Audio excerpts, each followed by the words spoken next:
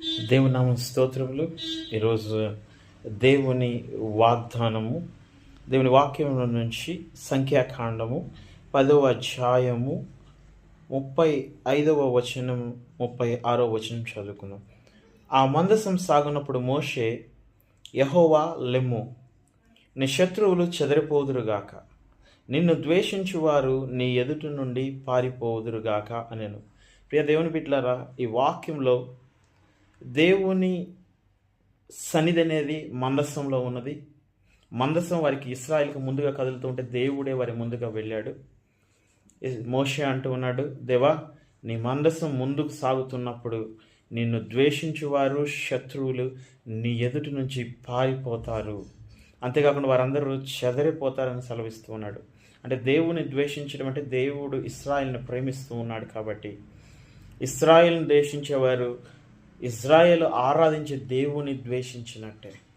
కాబట్టి ఈ రోజున దేవుని వాక్యంలో కూడా రాయబడి ఉంది, దేవుడు ప్రతిరోజు కూడా యెషయా గ్రంథంలో కూడా రాయబడి ఉంది, ఆయన మనకు ముందుగా పోతాడు అని.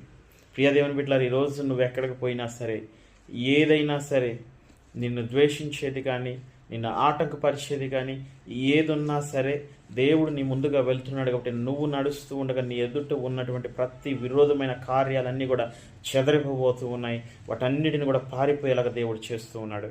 రెండవదిగా చూస్తే, అది నిలిచినప్పుడు అతడు, యెహోవా ఇశ్రాయేలు వేవేల మధ్యకు మరలా రమ్మనెను.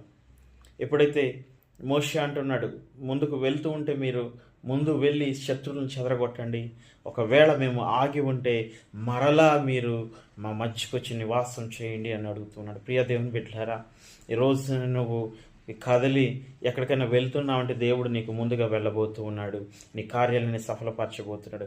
ఒకవేళ నువ్వు ఒక చోట ఆగి ఉంటే, అది ఆఫీస్ అయినా కావచ్చు, పని అయినా కావచ్చు, గృహమైనా కావచ్చు, దేవుడు నీ మధ్యలో ఉండబోతూ ఉన్నాడు. దేవుడి మాటలు దీవించునుగాక. ఆమేన్.